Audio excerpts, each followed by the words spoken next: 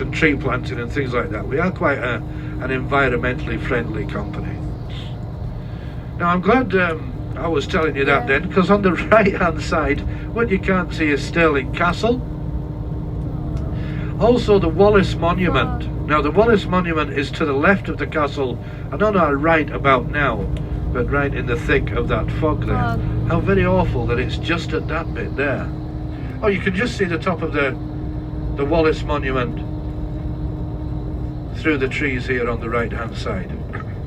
The Wallace Monument, built in 1869, obviously as a monument to William Wallace.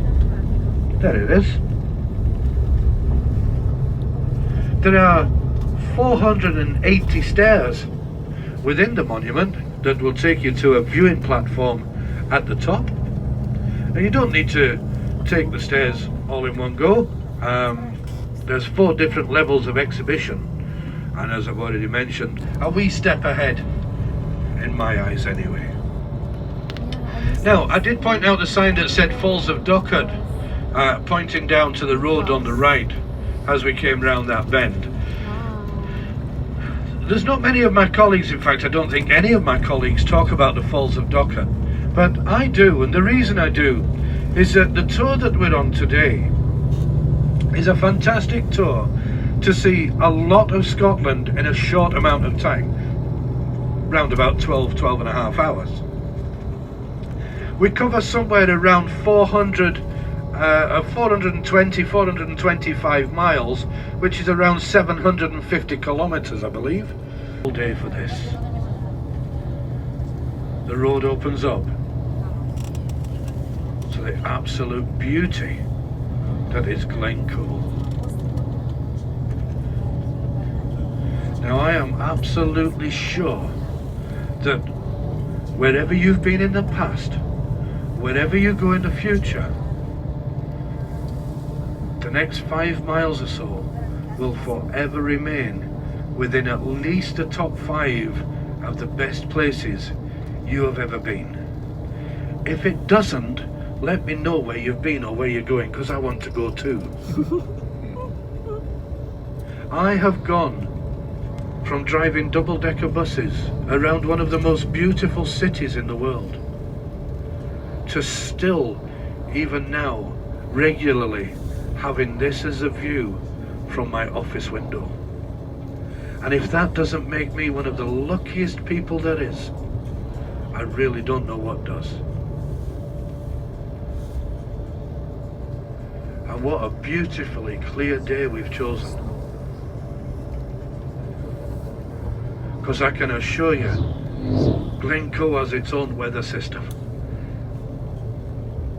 And there'll only be maybe 4 or 5 weeks, maybe 35 days of the year when it's actually clear to come through here.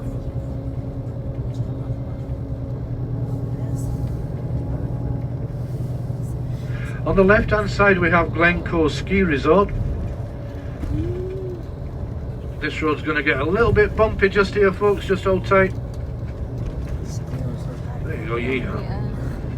On the left hand side we have Glencoe Ski Resort. Skiing probably will come about, well, they've got a view up there, haven't they? Probably come about the end of October, so the end of next month till around April time. You can see there's a chairlift going up, and we've just passed a sign that says that there's a log cabin cafe with stunning views.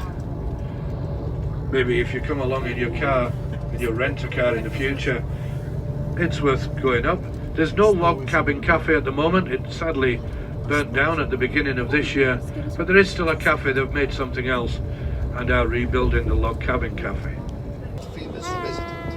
Hi, dito kami sa Loch Ness.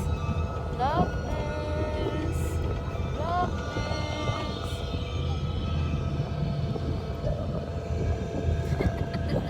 Malamig. Malamig? Malamig ba? Ilang degrees pa ngayon? Pang lamig, no? Malamig yung hangin. Hindi ko alam kung ano. Nagko-cruise kami. We're having our Blackness magtanggal ng lipstick ko. Lamig. So, my favorite phone.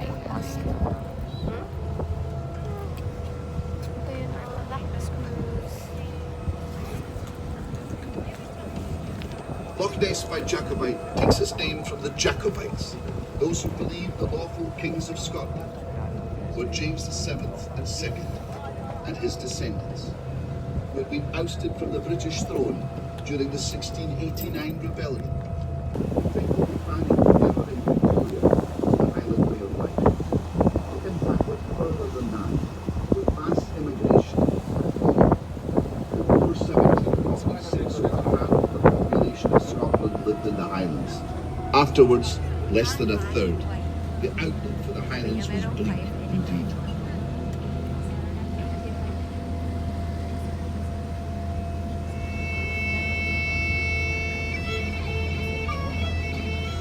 Things changed though in the 19th century during the reign of Queen Victoria. From 1842 onwards, when she and Prince Albert first visited Scotland, it became a holiday destination. If it was good enough for the Queen, it was good enough for everyone. She documented her love of the Highlands with a diary, excerpts of which were published during her lifetime, as well as purchasing Balmoral as the family holiday home, which it still is today. Travel companies started running trips to the Highlands in the mid-19th century, taking people to see the unspoiled mountains. Guys, we're here at Edinburgh Castle sa labas. Oh my god, ganda ng tanawin. This is the scenery. Oh my gosh.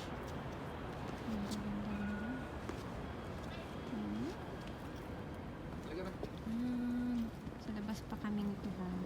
But we're inside the gate already. Oops.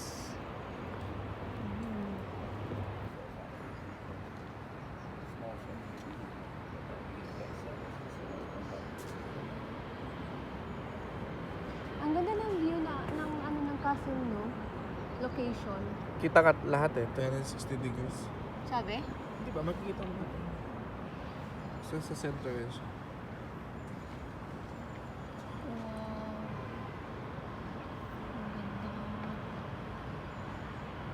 Andun na ang Wagamama.